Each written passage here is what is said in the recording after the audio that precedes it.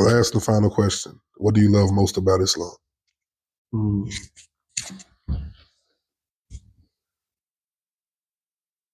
I don't know, man. It's hard to just find one. I don't know.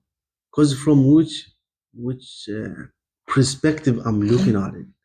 Am I looking at it from spiritual perspective, legal perspective, social respect? Exactly. Socially, you can say so many. What I love most about it, I guess the most simple one, which is transcends everything else. Transcends race, culture, language, background, ethnicity. Everything is gone. So when you are a Muslim and you say, I'm a Muslim, they say, no, where are you from? They're trying to squeeze you in a corner. Exactly. So like, who am I identify as? Do I identify as American? Okay, what does it mean to be American? Because a Muslim, Christian, a Jew, atheist, devil worshiper can be can be American. Could be criminals, could be good people, could be so many people identify as Americans. So what is American then? You see? So like, what language do I identify as an Englishman or an Arabic man, or what is it that where do I belong? You see? So like, from this perspective, I can, okay, I'm a Muslim, this is what I believe, and this is what every Muslim is believing. So I can basically attach myself to this group because everybody believes the same thing. They might having shortcomings and they might living by it, but at least this guideline, these rulings, this belief system unite all of us. Exactly. So when I pray, I don't even know who's the person next to me.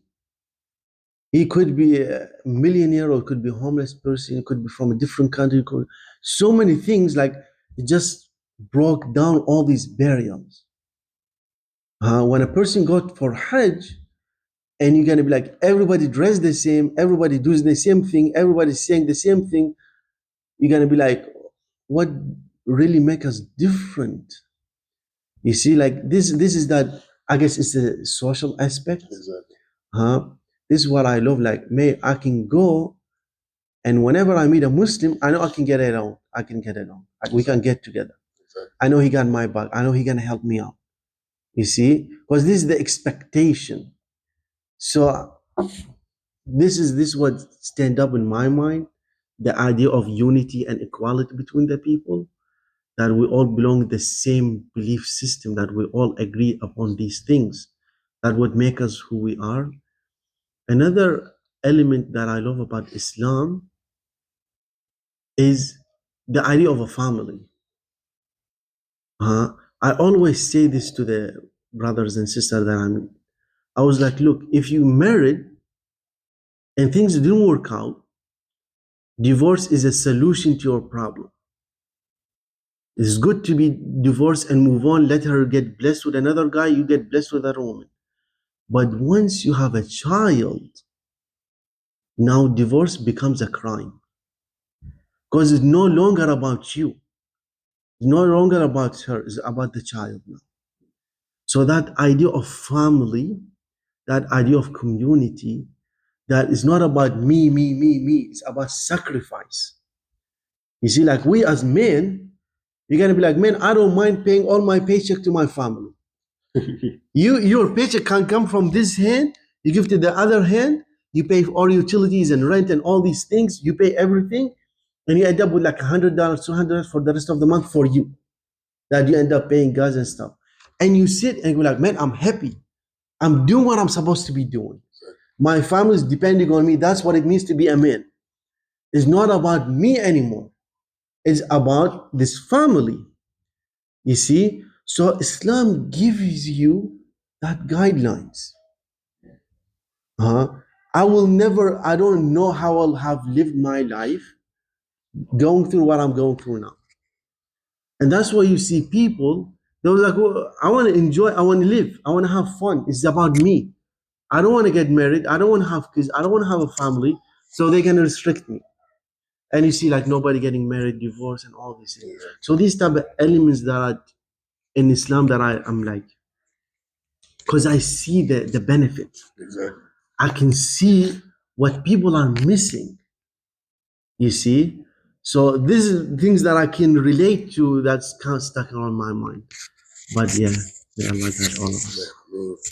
Man, that was amazing. One thing like about it transcending a lot of social issues that we have, like for one, race. Mm-hmm. Non-Muslims, they cannot comprehend how Islam breaks the racial, barrier. You'd be surprised how many times I've heard, oh, well, how do the real Muslims treat you? I said, dude, define a real Muslim. Mm. I said, dude, someone who says La ilaha illallah Muhammad Rasulullah and prays 5 times a day is a real Muslim. Mm. Oh, well, how do the real ones? I said, brother, I live in the Middle East. They almost argue about whose house I'm going to stay over if I come visit. Mm. I said, but see, because you've never experienced, a faith, a belief system, a way of life in which people don't care about color, you can't perceive it. It doesn't make sense to you. Like when I was to tell somebody about growing up in Kuwait and not seeing any crime. Man, there has to be some kind of crime. I'm like, dude, there was no crime over there. Mm-hmm. Literally, you lose your wallet, the person will come bring it to you. Mm-hmm. But it's amazing, though. It's amazing. And it's like the more you learn about Islam, the more you love about it. Yeah. They say the solution for crime is economics, is the first point. Because like around 80% of the criminals, they commit crime because they're broke. Exactly. They need money. Exactly. Makes sense? So this is the first point. Second point is the moral compass, is the spiritual element of life. You see, like what are you living for? What's your purpose in life? Why are you doing what you do? The day of judgment, accountability, having all this spiritual element and having good social and economical status, this is going to reduce crime. That's why you see in Middle East, where all these countries, when they found out oil, there is no crime. There's no purpose. They do all these social experiments on social media, TikTok and YouTube and stuff, where they put their wallet on top of their car. Or they say like, we never experienced, like you go to Starbucks, and it's a default that you leave your laptop and your phone at the table and go and come back. You see? It's normal for them. So like what's missing is this moral compass and economics. So Islam saw these things. You see? So like on top of no race anymore, you are not being judged based on your color. Being of this color doesn't make you better or worse. We all equal, we all the same. Attaching it on your God consciousness and taqwa, that's what make you a real man. Like what you believe in, what do you stand up for? Exactly. What do you do with your life? How do you interact and you behave and so on? It's not about like biology type of stuff. Yeah. This is wonderful. This is wonderful. May Allah bless you. May Allah bless you as well. Well, brother, thank you for your time, and may Allah reward you for all of your efforts and everything you do for the community.